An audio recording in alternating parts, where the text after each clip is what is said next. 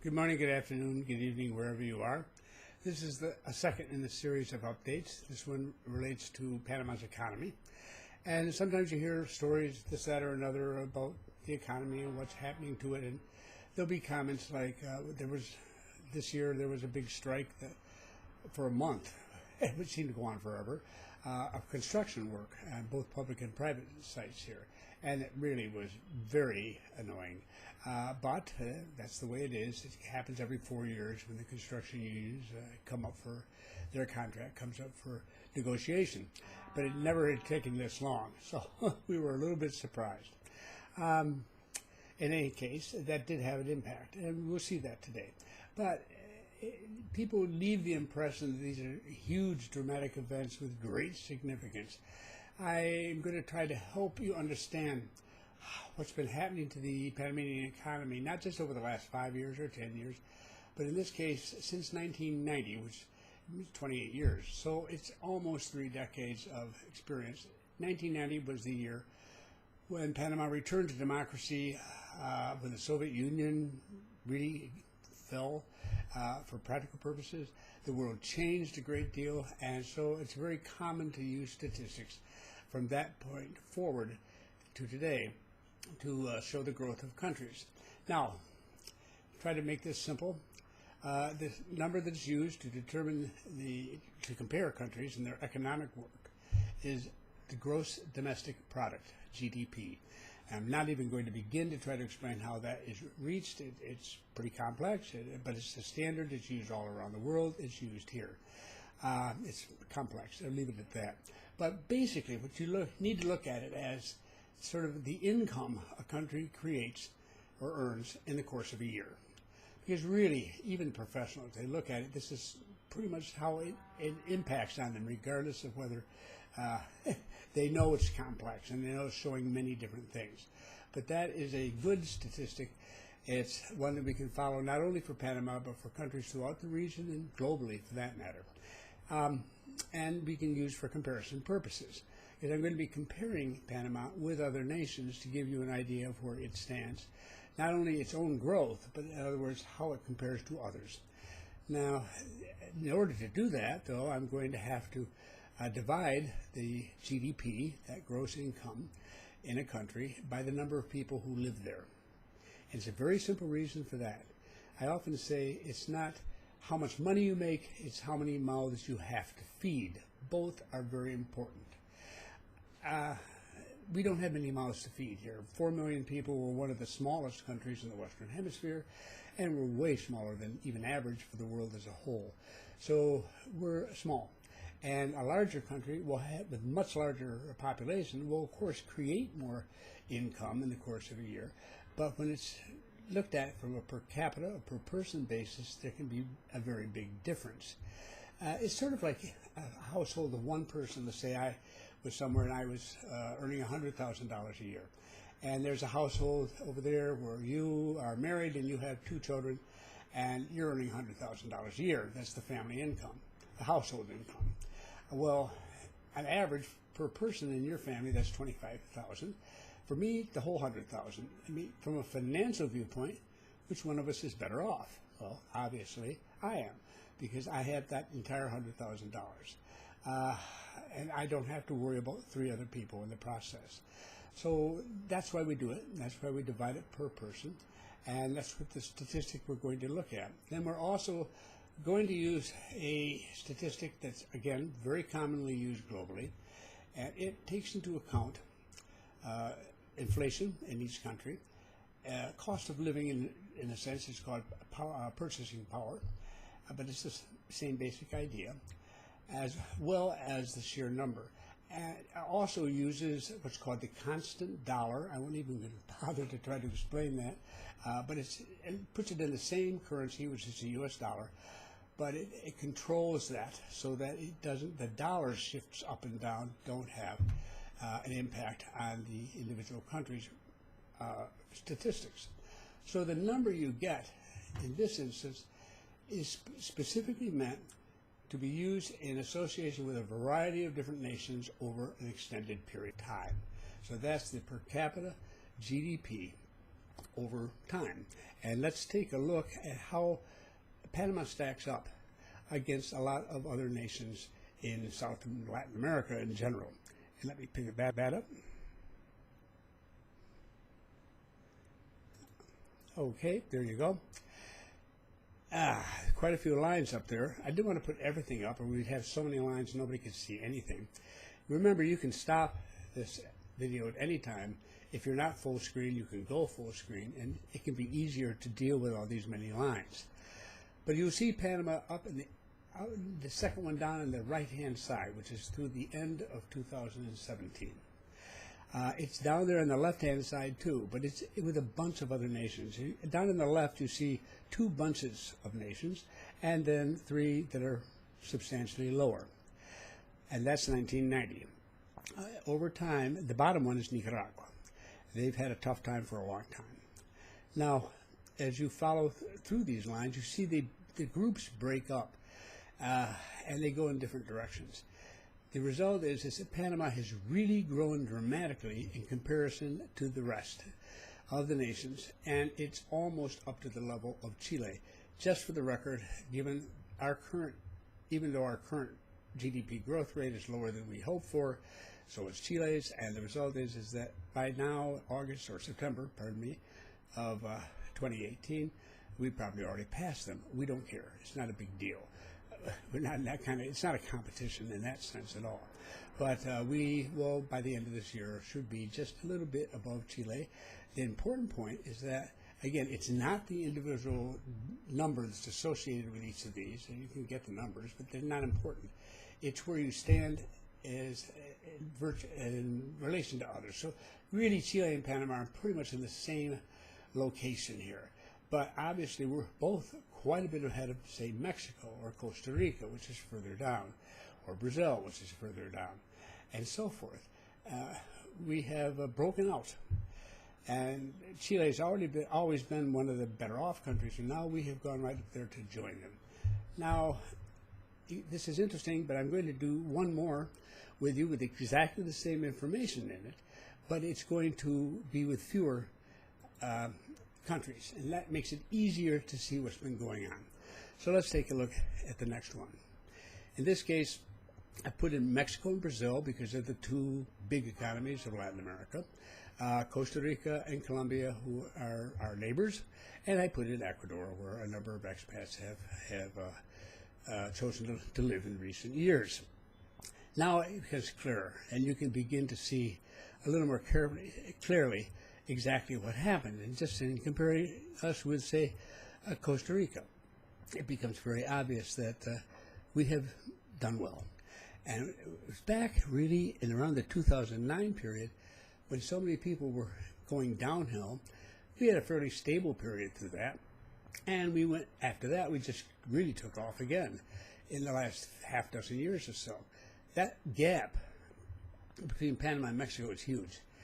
And were we to fall to Mexico's level, it would require a very, excuse me, a catastrophic drop, which no one expects to see happen. So I think it's fair to say that we've done pretty well from the income level, and we don't really have anything to be ashamed of at all. Quite the contrary. But there's always going to be somebody who comes along and says, Bob, there was this big strike in 2018, and things haven't moved as quickly as people expected, and this growth has been slower, and it has. If maybe that's going to make a big difference, and we'll see it. When those statistics come out, you don't take those into account. All right, let's take those into account. Now, I can't get GDP for 2018 until after it's over, so that's going to be next year when that number is available. But we have a monthly figure put out here called the Monthly Index of Economic Activity. The monthly index, is very similar to the GDP. It includes the majority of what's in the GDP, but it doesn't go into all the detail. The GDP covers everything, and it's extraordinarily time-consuming to put it together. The monthly index is much easier and faster to put it together. It takes time, too, but not as long as it does GDP. So I have, so far we have this statistics for the monthly index from the beginning of this year through June of this year. And I'm going to show you That, in fact, we'll take the monthly index back about 5 years and see how things are going in relation to the past, when the growth rate on the main charts, the GDP charts, look particularly dramatic. So let's take a look at that one. Now, the little pink dots there in the pink line, that's the monthly statistics. They always bounce up and down, up and down, up and down all the time. It's a regular roller coaster. That blue line that goes through it is a trend line. It's based on a rolling average. It reduces all this bouncing around and gives you a clearer idea of what the trend is. And I think you can see what the trend is. And you will notice over near the right-hand side, May was not a good month. We did indeed have a drop. But you can see it's turned around again, starting to move up, and it will continue to do that as we're getting back to normal again. And this, as I say, goes back to 2013.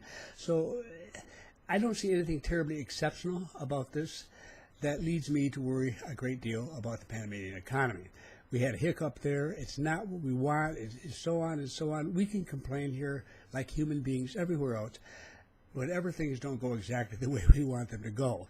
But I think this, again, just brings home the point that we're not in any horrible, disastrous period now, and 2019 looks very bright. But that is the income level. Now, let me come back up here. I kind of keep track of all these down to the corner of my monitor. One thing that bothers me in figures like this, and stats like this, is that they always show basically the national income. Well, what about the debt? They don't show that.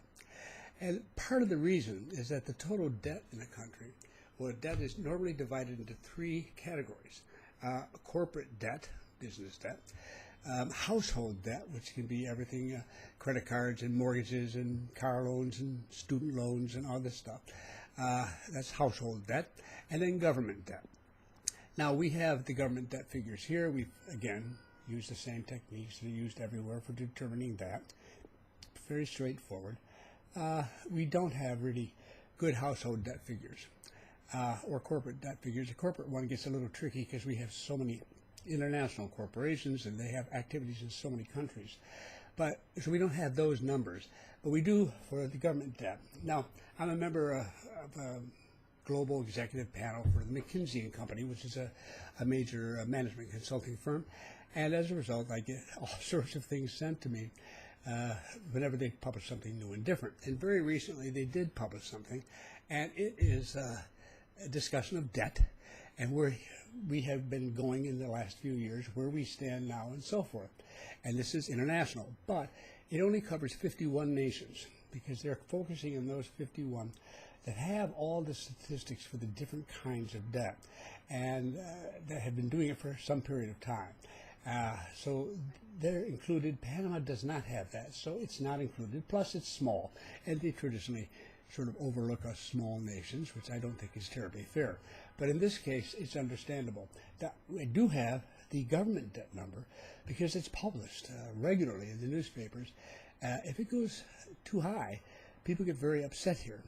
But first, I'm going to just show you what, if I can find it on here, and I can, what the top 10 countries in this of the 51 nations, what their debt level is of government debt as a percentage of that GDP we're talking about. High is bad, low is good. And I think you may wonder and think that maybe the top 10 countries in debt would be the poor, struggling, impoverished nations that desperately require and must support and must borrow the money in order to survive, not the wealthy nations who have plenty of money available. Well, let's take a look at them now. Okay, here it is. Government debt is a percentage of GDP. Japan, 214%. That's the debt. It would take them a little over 2 years if they used all their income to pay all their debt, and they didn't even have anything left over to eat with. It'd be over 2 years before they could pay that debt off. And you see it working its way down. Greece is not a big surprise, but you have Italy, you have Portugal, Belgium, Singapore, the UK, France, Spain, and guess where? There's the USA. So the U.S. is the lowest of the 10 at 98%. All 51 nations have an average of 84%. And then there's Panama, 39%. So I don't think that's very bad. In fact, I think that's very good. It's extraordinarily good. And there's a reason for it. And that in past decades, there were some real crises and developing nations, so forth, with their debt burdens. And they were told by the nations on the left that they should keep their debt levels under 40%. And they got over 40%, that was a bad thing. That was taken to heart here in Panama. And it is as I say, if a newspapers announce, the government is required to report this on a regular basis throughout the year, what it appears it's going to be for that year. If it looks like it's going to be over 40%, then people expect spending to be cut back to keep it down. We don't want to go over 40%. That's a line drawn in the sand. We also have other regulations regarding how much debt the country can take on in the course of a year and so forth. I won't go into all the details, but Panamanians are very averse to debt. That's at the family level right on up to the government level. That 39% is something that a lot of other countries really wish they had. So if you take that in connection with the income, well, we look pretty darn good, and I think we do. And I'm much happier being here than I am in any of those and the other 10 countries from a financial viewpoint. There are lots of charts and statistics and things you can say about the economy in Panama above and beyond this. I did this today because it's very basic. This gets the basic points across. We're making money. We're not as deeply in debt as many countries are. We can handle our financial affairs quite well. And one thing that irritates the heck out of people here, although they're usually kind enough not to say anything, is to have people from a country that is up to its ears in debt and whose income is flopping around all over the place and treat us as if somehow or other we didn't know what we were doing down here. Yeah, that we were the ones who were probably wasting money. They need to get a grip on their own situation a little better. Actually, we hear their news, so we are aware of what they think of their own. Okay, but they need to understand ours a little better. But a second thing that can aggravate me sometimes, and yet it's understandable, mind you, I don't get upset by it, but people will say, well, Bob, why don't they have this? They have it in my country, and that, and another thing, and all sorts of wonderful things they think would be great if Panama just had them that would make their country so much better. And I say, look, I say to my American friends, for example, if Panama did have the same debt burden per capita that the United States government did, if it went to that point of having that heavy a burden of debt, which would lead to something short of a revolution here, it's not going to happen. But if it did, wow, we'd have an absolutely incredible society down here. We'd be so modern. People would be so impressed, and we would be up to our ears in debt. So no thank you. That's not how we operate. So I wanted to bring this out. It's not the be-all and end-all, but it's a nice overview of things. It helps put things into perspective. But within every economy, there are sectors, and some sectors do very well, and others don't. Some sectors in Panama, we're way ahead in some sectors. Logistics comes to mind. In other sectors, we're really behind, 10, 20 years behind the times. Real estate is one of those. And this is what's leading to my next update, which will be on real estate in Panama, that particular sector, which is going through difficult times right now of its own making. And we know who the blame is, where the blame falls. And I'll be describing it, but it sounds bad. But the truth of the matter is that it's an excellent opportunity, both from buying and renting viewpoints, that we haven't seen here. I haven't, certainly in the last 14 years. It isn't permanent. It won't go on forever. But it's here. And I want to talk to you more about it and how to consider taking advantage of it. It is both in buying and renting. It's not just one or the other. So until then, I thank you very much for dropping in. I would. This is next one is a little bit more involved, but I'll try to get this one out this week as soon as I can. Thanks for your patience once again.